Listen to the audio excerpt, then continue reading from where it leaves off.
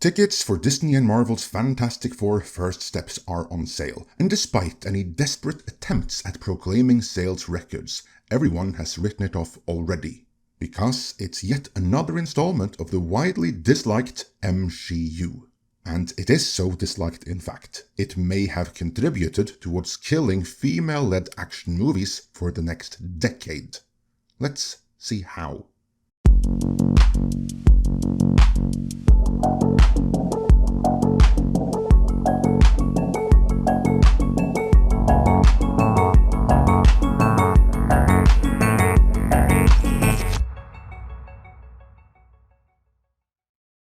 This video is sponsored by Fume. Any debate about which comic book movie would reign supreme at the summer box office was largely moot the moment test screening reports revealed that Marvel's Fantastic Four in reality is the Sue Storm and female Silver Surfette show, as they are the ones that save the day, seemingly without any help from the 3 out of 4 members of the Fantastic Four, which happen to be male. As it turned out, the reports from 7 years ago, which claimed that Kevin Feige intended to make the MCU majority female, were indeed on the money. Though money is something the audience increasingly withheld as this intention was implemented, and now the MCU is in deep trouble. All because Feige developed the habit of making everything female-centric. See, that's the thing with habits. Some habits are harmless. Others not so much, and some are outright bad, and Fume makes them easier to swap out. Have you ever caught yourself reaching for a bad habit without even thinking about it? Maybe it's out of stress, boredom, or just wanting to fit in. Well, that's where Fume comes in. It's not about quitting, it's about replacing. Fume, the sponsor of today's video, offers a simple and enjoyable way to break away from bad habits, while still having something satisfying to reach for by way of flavored air. If you haven't heard about flavored air before, then think of it this way. If vaping is a sticky soda, then flavored air is herbal tea, and Fume is an award-winning flavored air device. It looks awesome with a weighted, high-quality design. It's made to be fidgeted with, complete with soothing snaps and clicks, thus filling the void of any bad habit you may want to ditch. Fume has lots of delicious flavors to choose from, like crisp mint, my personal favorite, as well as orange vanilla, another popular choice. There's no vapor, so you can use it anywhere, and obviously there's no addictive nicotine. On the contrary, Fume continuously invests in third-party studies to ensure the safety of their products, so Fume is backed by doctors in the US. With flavored air, you can satisfy your fixation through a passive diffusion system that utilizes no electronics, vapor, or combustion. Fume has served over 500,000 customers, and you can be the next success story. For a limited time, if you order the Journey Pack using my code MidnightSedge, you'll get a free Fume topper, an awesome accessory to level up your experience. Click the link tryfume.com/midnightsedge, that's tryfum.com, or scan the QR code on screen to get yours today. Thanks to Fume for sponsoring this video, and with that, let's return to how Disney and Marvel may have screwed up not just the MCU, but all female-led action movies for a long time to come.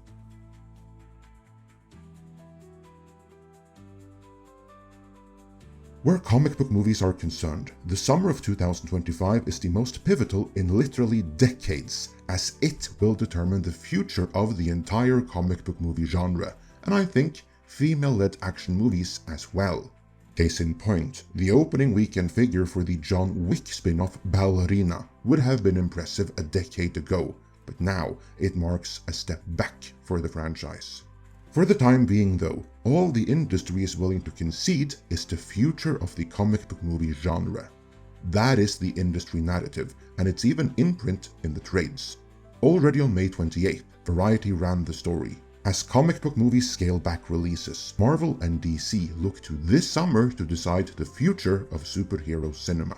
As is so often the case, however, the trades will dance around the truth, what's really at stake, and most importantly, who is to blame for it. I have no such qualms, of course, and we'll get right back to that. But before I do, let's look at the official narrative where the future of comic book movies is concerned.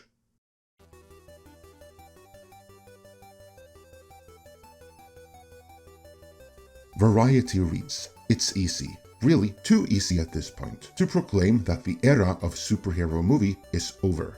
Indeed, anyone can do that. But can Variety ask why? And who is to blame? Are there some commonalities between the movies that flop the worst and those that do somewhat okay, or even thrive? Are there some noteworthy trends here that stand out? Nope, Variety has no interest in asking any such questions, for they continue essentially stating the immediately obvious, such as the Thunderbolts now being a certified flop, before continuing with, Marvel Studios announced that it was pushing Avengers Doomsday and Avengers Secret Wars from May to December of 2026 and 2027 respectively, while pulling 3 other untitled Marvel projects set to open within the same timeframe from the schedule entirely. The former decision will allow directors Joe and Anthony Russo more time to marshal 2 of the biggest, most expensive feature films ever made. The latter decision is pure commerce, an easing of supply in response to the clear reduction in demand.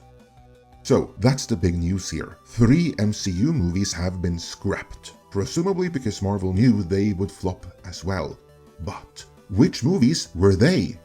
Were there any commonalities between them? Again, Variety doesn't ask. Instead, they merely expect you to buy into the notion that the audience preference appears to have shifted away from all comic book movies equally, for the story continues. To be sure, a quick scan of box office charts makes plain that audience appetites have shifted to movies like Sinners, Lilo and Stitch, and a Minecraft movie that aren't just about costumed extraordinary beings swooping in to defeat an overwhelming threat. Note the phrasing that they used, a quick scan, because they don't want to look too deeply, and costumed extraordinary beings. Anything to avoid using the term female, I guess, because in most comic book movies that fail, that is the recurring theme. That and forced, ideologically driven diversity.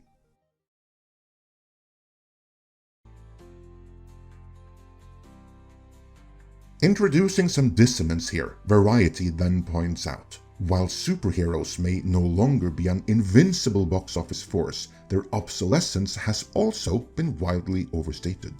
Citing last year's Deadpool and Wolverine, the animated Across the Spider-Verse, and Guardians of the Galaxy 3 as examples of movies that did win at the box office while also winning over the audience, so clearly there is still a market there.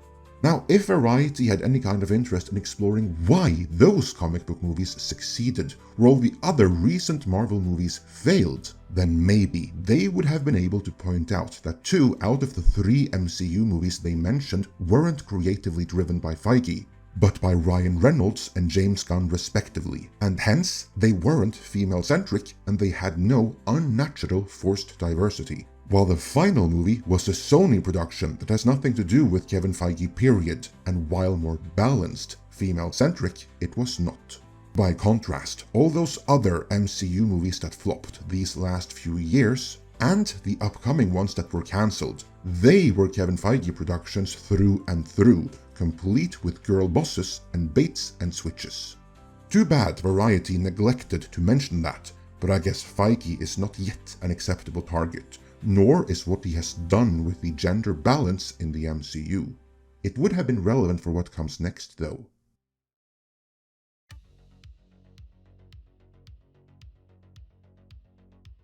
Variety continues their narrative. In July, DC Studios and Marvel Studios are each taking striking creative risks in the hopes of reintroducing and revitalizing their respective cinematic universes.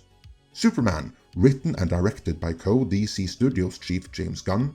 You know, the one who was the creative driving force behind Guardians of the Galaxy, one of the 3 comic book movies Variety just highlighted as actually having been successful.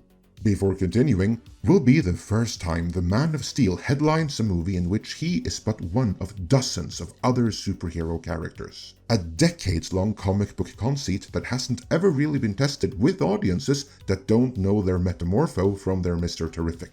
So, in the blue corner, we've got James Gunn, who has a track record of success, even with untested characters, in a movie about Superman. And since there is a blue corner, there must also be a red corner to wit. For the Fantastic Four: First Steps, the second feature film from WandaVision director Matt Shakman, Marvel is taking the opposite approach, reintroducing the company's first family in a retro-futuristic 1960s New York City that exists in a separate reality from the MCU, no prior knowledge required. Well, that's cute. Too bad the built-in audience already knows Fantastic Four isn't really about the family at the end of the day, because from test screening reports, we already know it's another girl boss fest. From the same filmmaker who expected the audience to forget what a crazy evil villain Wanda was proven to be in WandaVision, and simply forgive that she enslaved a whole town just so she could have a pretend life with her imaginary kids. And I say that because in her universe they were literal figments of her imagination.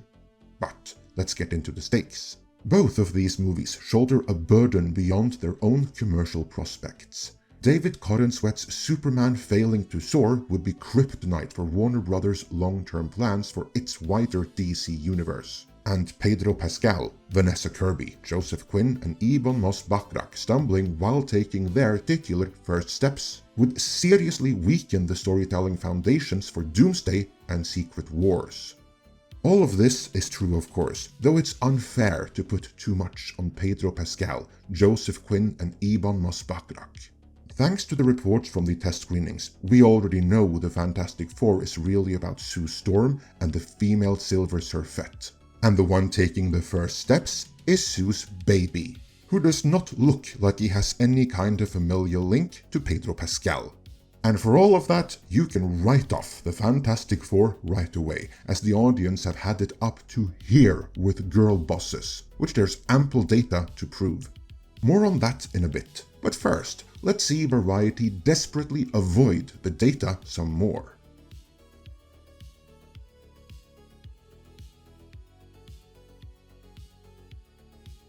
Variety's write-up continues. It's fair to say the stakes are quite high if these movies don't work, or if audiences actually have just had their fill of this genre. Then superheroes could really wind up fading into the pop culture periphery like rom-coms and westerns. First of all, why are there no more rom-coms? Because female audiences actually like that. They never asked for male-driven properties to forcefully be made female-centric, which is why they're not going to them. And beyond that, surely this whole premise does not compute. Because didn't Variety just highlight 3 comic book movies that bucked that trend? I mean, Deadpool and Wolverine did $1.5 billion less than a year ago, and it did so with an R rating. There's something here that Variety isn't telling us, or that they're desperate not to notice themselves. Let's jump to the end. By cutting Marvel's output over the next 2 years almost in half, however, Disney has mitigated its exposure and given its highest grossing division necessary creative breathing room. Oh yeah, repeat that old lie. Breathing room. As if too much content in too short a time was the issue. It's funny how that wasn't an issue until the emergence of girl bosses and forced diversity, but that's their story and they're sticking to it. Dunn and his DC co-chief Peter Safran, meanwhile, have made a point of not flooding the marketplace with multiple projects, nor greenlighting anything until the screenplay is totally ready. Given the pedigree of the creative forces behind these movies and the cultural currency of the marquee characters at their center, like Batman, Spider-Man, Wonder Woman, and Black Panther, the odds are strong that moviegoers will continue to turn out for the kind of popcorn thrills that have made superhero films such a reliable blockbuster engine for the last 25 years. There just won't be nearly as many of them as there used to be. Wait, what? Didn't they just say that comic book movies could go the way of the Western if this summer's movies don't work out? But now suddenly, there just won't be as many of them, presumably even if this summer's movies don't work out? Is that why Marvel already pre-cancelled 3 movies? How did they choose which ones to cancel? And what kind of comic book movies might still be made? Like, are we suggesting that there's any chance they might cancel the next Deadpool and Wolverine in favor of another The Marvels? I think Variety knows the answer to that, but they would never dare put it in print.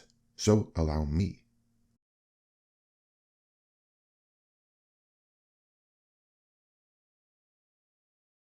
For many years, the whole comic book movie genre was boosted by the MCU, but that was back when there were checks and balances and quality control, in the guise of Ike Perlmutter's Marvel Creative Committee, whose unsung contributions and quality control ensured that every single MCU movie was a crowd pleaser.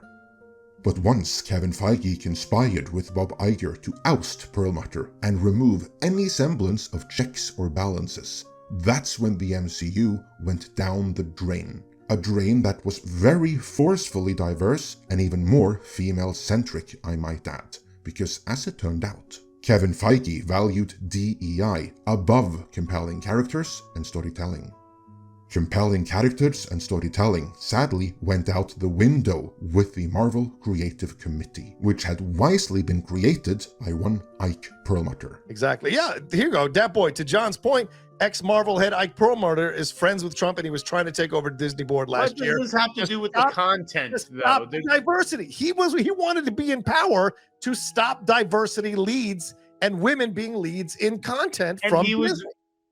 Perlmutter was right. I'll say it for you, since few in the good company will admit that out loud.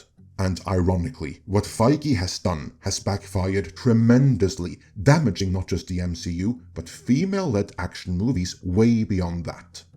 That is not the fault of the MCU alone, of course, but I submit the MCU is one of the main instigating causes behind the audience now consistently rejecting and recoiling from all female-centric girl boss movies. Because one of the best indicators for an action movie flopping this day and age is if someone, put a chick in it and made her gay, and that has not escaped Hollywood's notice.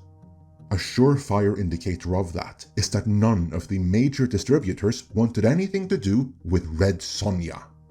Think about that for a moment. You have a high-end Red Sonja movie that is in the can, and like last year's Borderlands, only needs someone to pick it up and release it worldwide.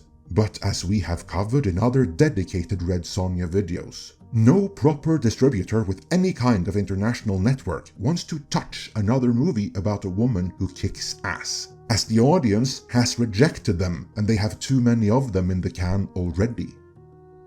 Hollywood knows that the audience is so over that right now, and that they are is something one Kevin Feige has to shoulder his part of the blame for. How is that for irony? Now it's up to James Gunn and Superman to save summer and comic book movies, because Lord knows Fantastic Four certainly won't do it.